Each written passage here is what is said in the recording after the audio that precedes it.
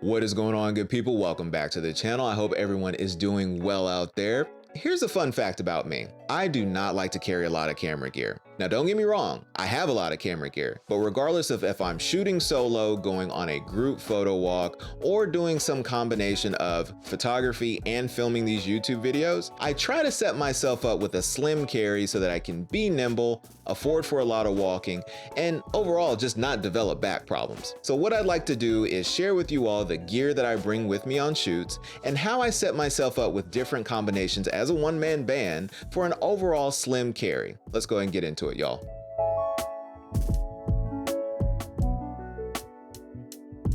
Now, before I dive in, let me make one quick clarification. This is not minimal carry. When I think about minimal carry, I'm thinking of something more like I'm bringing one camera, one lens, and then I'm basically going to adapt to whatever scenarios arise while I'm out shooting. This is not that. Rather, I like to call it slim carry because I'm going out with specific intent. I'm looking to get specific types of shots, get specific types of footage, and I'm bringing gear accordingly. But I still try to keep it relatively light. Starting with the bag or bags, I actually use two of them. And I like to use camera slings just because I can swivel them around on my body fairly quickly, get the gear that I need without having to take them off. And so I prefer camera slings. And the main one that I use probably 90% of the time is the Hex Ranger Mini Sling. What I love about this bag is that it is super compact at 2.5 liters, but it can hold so much. It comes with little dividers in order to divide up the space within the main compartment of the bag, but I take those out and I just put my gear in as needed.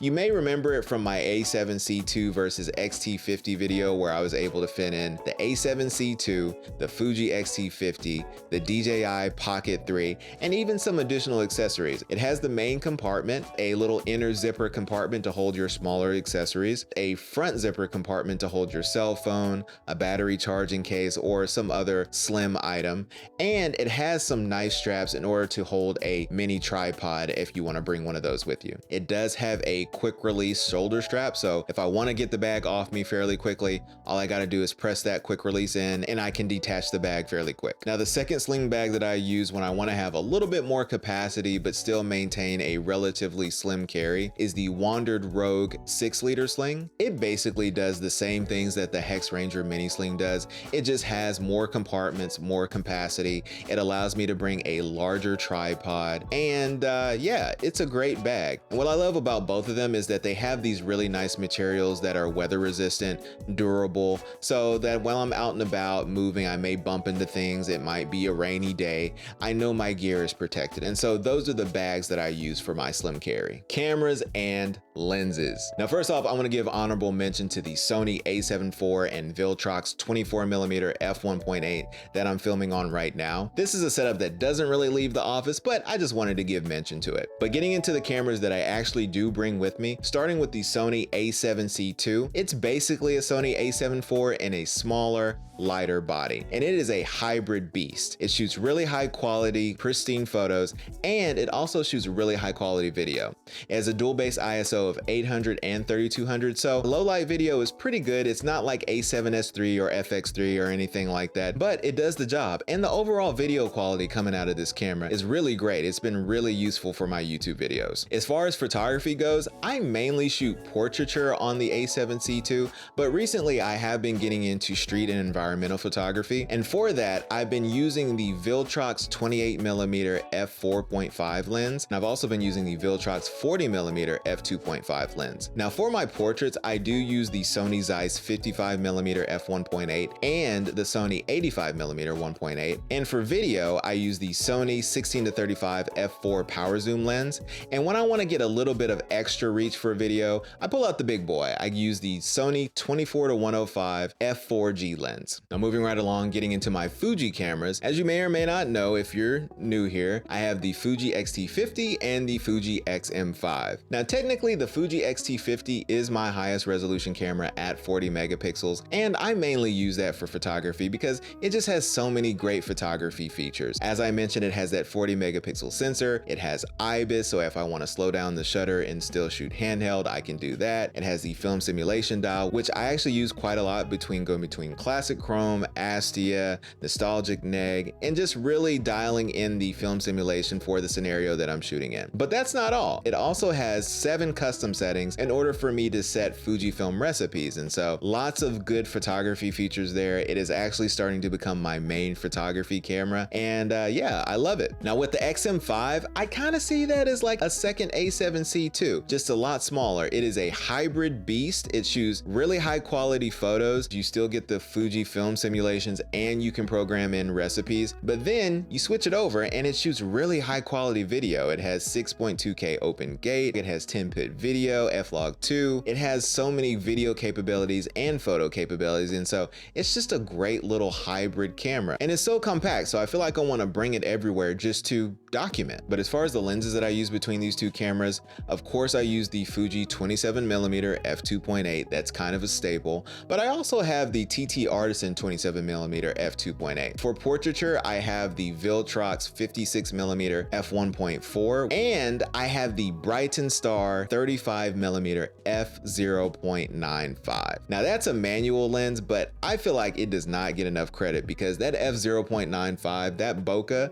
is so creamy. The lens is really well built, and the overall image quality coming from that lens is just top notch. But as far as video goes, the lenses I use are the Sigma 10 to 18mm and the Sigma 18 to 50mm. Both are at f2.8, and they're just really high quality compact lenses to use on the Fuji X-M5, and they give me a pretty good range. So in totality, it gives me anywhere from 15 all the way up to 75 between those two lenses. Now, as far as my other photography cameras, I have the Ricoh GRIII, which you've seen on the channel before. What I love about that is that it basically has the same size sensor as the XM5 at 26 megapixels. It's APS-C, and it shoots really high quality photos. You can do film recipes on there, and yeah, the images coming out of that are just really nice. And I don't even know if I can really call it as part of my slim carry because I don't actually put it in my camera bag. It usually goes either in my pants pocket or my jacket pocket, and so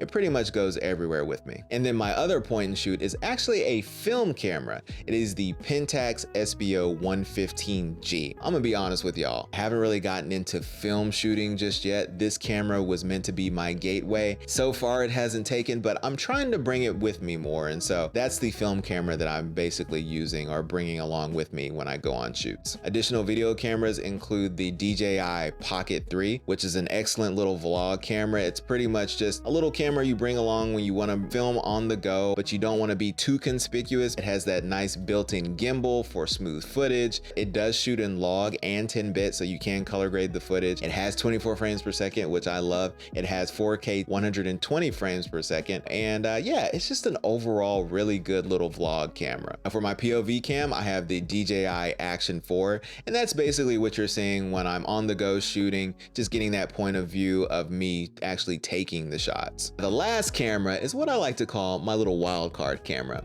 and that is the Pixel 9 Pro XL. What y'all may not know is that the majority of the thumbnails I shoot for these videos are done on my smartphone, and the Pixel 9 Pro XL has been really great for that.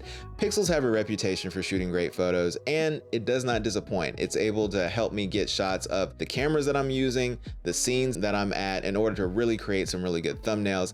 And I've even recently been experimenting with the Pixel 9 Pro XL for video. Using the Blackmagic camera app, I'm able to shoot in 4K 24 in 10-bit HLG, and the footage that's coming out of it is really nice. I'm able to take it into DaVinci Resolve, color grade it, and dare I say, the Pixel 9 Pro XL might replace my DJI Pocket 3. Let's talk accessories. So as someone who shoots a lot of video, especially for YouTube, my goal is not only to get really good video quality, but to also get really good audio quality. And so I actually have quite a few mics that I do bring with me from time to time. Starting with the DJI Mics, I actually do have version 1 and version 2. I didn't plan on getting the version 2 of the DJI mic, but it did come along with the combo for the DJI Pocket 3. And so while I didn't plan it, it's here now and it's been useful. But additionally, I do have this little mini shotgun mic that I have recently been pairing with the Fuji X-M5, and it is the MOVO VXR10. And what I love about it is that it is super compact, pairs well with the X-M5, and it gets really good audio quality. And so I think it's gonna work out well for a nice little vlogging setup when I'm holding the X-M5 and I wanna get something that's a little bit higher quality than the built-in mics on the X-M5. But lastly, I have these little tiny BOYA mini mobile mics that I pair with my Pixel 9 Pro XL. What I love about these little mics is that they're super tiny. They're about the same size as some wireless earbuds. They pair really easily with my Pixel 9 Pro XL. All I gotta do is plug in the little USB receiver and it connects instantly with the little transmitters. It has a noise cancellation function, so it's really good for drowning out background noise. And the audio quality coming out of these little mics is really nice. I actually used it in my MLK street photography video and it worked out well for me. But getting into other accessories, I actually do like to bring a tripod with me from time to time. If we're talking standard tripods, I like the Peak Design aluminum tripod. It's quick to set up, it gets a pretty good height to it, and it does pack up pretty small for transport. But more often than not, I'm usually opting for a smaller mini tripod. And the one that I have here is this really well-built metal tripod from a company called Koolehaoda. Koolehaoda? Koolehaoda? And what I like about this little tripod is that it is so small, it pairs well with my X-M5, it's easy to put on and take off the camera, and it's very similar to the Mantis pod where it has a little hook on one of the legs, so I can hang this tripod from doors and get some really interesting angles for video. Now, in addition to my tripods for holding my cameras, I also have this nice little neck mount that I use for my DJI Action 4, and regardless of what camera I'm mounting or where I'm mounting it to, I always like to use some type of quick release system. For my main camera bodies, I use this nice Ulanzi quick release system that is super easy to use. All I have to do is attach the base to my tripod, attach the other piece to my camera, and it snaps in really easily. And it even has a nice lock mechanism to make sure that my camera doesn't fall off the tripod. For my Action 4, I actually use a nice quick release system from SmallRigh. It helps me switch easily between my neck mount and my magic arm when I want to move my DJI Action 4 really quickly. Now, two accessories that have become super essential, especially using Fuji cameras with these smaller Fuji batteries, are these chargers from a company called Llano, or Llano, double L. Llano was kind enough to send out their latest battery charger with built-in battery, but prior to that, I actually did purchase the smaller version with my own money. And what I'll say about these two is that I like the utility of the larger, newer battery charger. Having that built-in battery is super useful, especially just being able to pop your Fuji batteries in and it automatically starts charging, and then also being able to charge external devices like a cell phone. But overall, I think it's a little too large. If the overall goal is slim carry, I think this might be a little too big for me, especially if I'm using my smaller camera Sling. Also, with the smaller version, I noticed it has slots for SD cards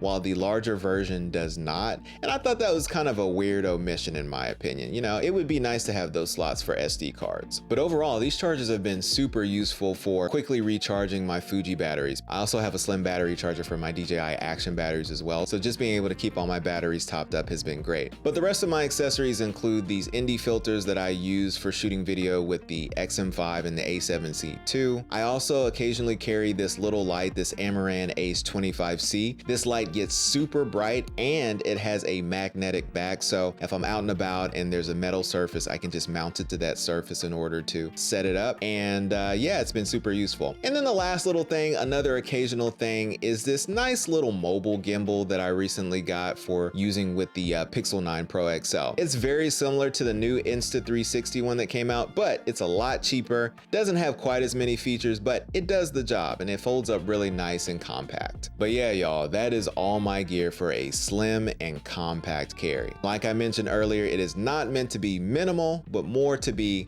optimal. But with that said, y'all, I'm gonna go ahead and get up out of here. Don't worry, I will leave links to all these items down in the description if you want to pick them up. They will be affiliate links, so I do get a little kickback should you choose to purchase from those links, but I will leave that with you. If you like this video, go ahead and give this video a like. If you have not subscribed, go ahead and hit that subscribe button. Go ahead and hit that notification bell to stay informed on future videos. And until next time, y'all, I will catch y'all later.